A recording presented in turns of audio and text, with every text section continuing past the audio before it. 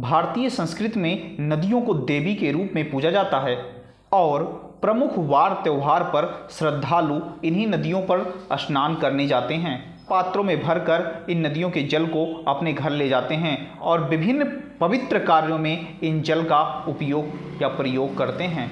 हर हिंदू के घर में लगभग एक कलश मिल जाएगा जिसमें गंगा जल होता है और भारत के लोग गंगा जल को सबसे पवित्र मानते हैं और बताते हैं कि इसका पानी कभी खराब नहीं होता। अब सवाल ये है कि इसमें अवांछित पदार्थ के मिल जाने के बाद भी गंगा का जल खराब क्यों नहीं होता।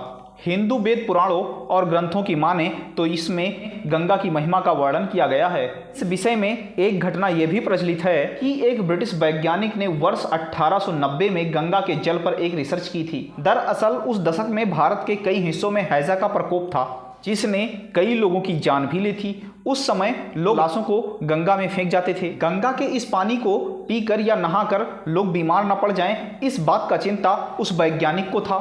लेकिन ऐसा कुछ भी नहीं हुआ। गहन शोध के बाद उसने पाया कि गंगा के पानी में एक विचित्र वायरस है जो इसमें मौजूद हानिकारक बैक्टीरिया को खाकर नष्ट कर देता है, जिसकी वजह से गंगा के पानी को यदि घरों में रखा जाए जिसकी वजह से कभी खराब नहीं होता, क्योंकि जब भी उसमें हानिकारक बैक्टीरिया एंट्री करते हैं तो वो उसे खाकर नष्ट कर देता है। और इसी वजह से गंगा के पानी को घरों में कई दिनों तक रखने के बाद भी उसमें किसी प्रकार का दुर्गंध नहीं आता। और वैसे आप लोग को ये तो पता ही है कि गंगा को सबसे पवित्र नदियों में माना जाता है। सवाल हमारे मन में जरूर आता है, लेकिन इसका खोज भी वैज्ञानिकों ने खोज निकाला है। गंगा का जल इसलिए कभी खराब नहीं होता क्योंकि इसमें गंधक, सल्फर इत्यादि खनिज पदार्थों का सर्वाधिक मात्रा में पाया जाता है। राष्ट्रीय जल विज्ञान संस्थान रुड़की के वैज्ञानिकों का कहना है गंगा का जल हिमालय पर्वत से आता है और हिमालय पर्वत पर विभिन्न प्रकार की जड़ी बूटियां उगी होती हैं जिनको स्पर्श करते हुए गंगा का जल आता है। एक रिपोर्ट यह भी दावा करता है कि गंगा के जल में बैक्टीरिया फोस नामक एक विशेष बैक्टीरिया पाया जाता है जो इसमें पनपने वाले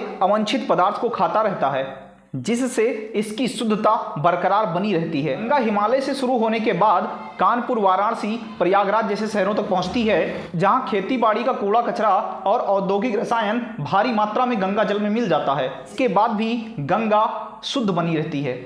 इसका एक और वैज्ञानिक कारण है कि इसके तलहटी में शुद्ध करने के लिए एक तत्व मौजूद है जो हानिकारक बैक्टीरिया को खाकर गंगा के जल को प्रॉपर रूप से शुद्ध बनाए रखता है। कई वर्षों से गंगा के पानी पर शोध करने वाले IIT रुड़की के वैज्ञानिक ने यह भी निष्कर्ष निकाला कि गंगा वातावरण से सबसे अधिक मात्रा में ऑक्सीजन को अवशोषित करता है, जिसकी